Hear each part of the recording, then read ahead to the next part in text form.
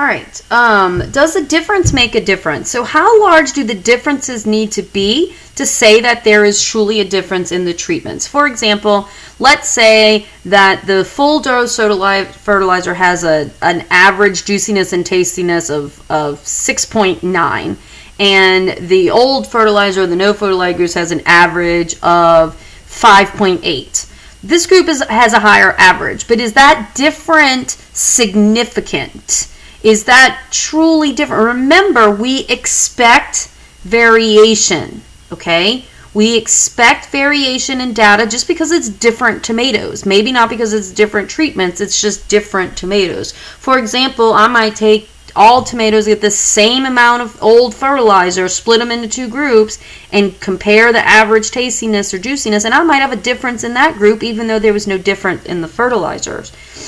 That's because we always expect some variation. Differences that are larger than what we'd get from randomization alone. This is kind of like saying differences that are larger than what we would expect just because we expect variation. If they're more than what we would expect, we call that statistically significant. Statistically significant. You're going to be saying those words a lot. They're kind of hard to say 10 times fast. If you want to try it. I'm not going to. But that's more different than what we expect out of our variation. Hopefully, we're not going to learn how to do that right now, but hopefully you know that has something to do with standard deviation. Standard deviation is kind of how much we would expect data to vary from the mean. And so if it varies more than that, then that's when we would start saying, remember this whole course is, that's interesting. I think something's going on there. So we'll talk more about statistical significance later on. For now, here's another way of saying it. The important thing is that differences that are statistically significant are because we do not believe that they are likely to have occurred by chance alone. Okay? And like I was talking about comparing tomatoes, all the tomatoes that have no fertilizer, we may have differences in their juiciness and tastiness just by chance alone. So is the difference between these groups by chance alone, or is it because of the fertilizer? And we can measure how much we expect by chance alone. All right, moving on. Both experiments and sample surveys use randomization to get unbiased data. So we have two things in this chapter, experiments and sample surveys. Well, sample surveys were in chapter 11, and experiments were in chapter 12. This is where we randomly select people from a population. This is where we manipulate and control factor levels and treatments. They do so in different ways and for different purposes. Sample surveys try to estimate population parameters. So the sample needs to be as representative of the population as possible. Experiments try to assess the effects of treatments, and experimental units are not always drawn randomly. Instead, treatments are assigned randomly instead of the sample being chosen randomly.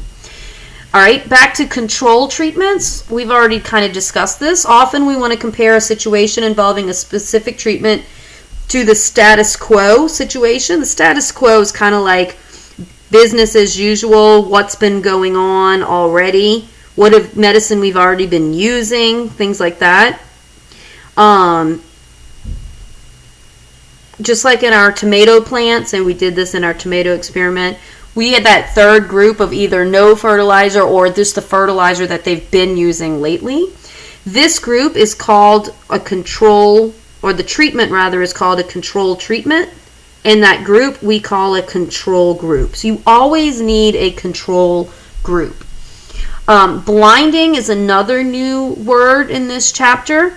So when we know what treatment was assigned, it's difficult not to let that knowledge influence our assessment of the response, even when we try to be careful. So in other words, like if as a patient, like I know I'm taking a medication, I might start feeling better just because I know I'm taking a medicine. Or if the person judging the juiciness and the tastiness knows that this is the new fertilizer, then they might be like, ooh, let me let me try to taste for juiciness and tastiness better. So that might influence their results. Even if they try not to, human nature will take in.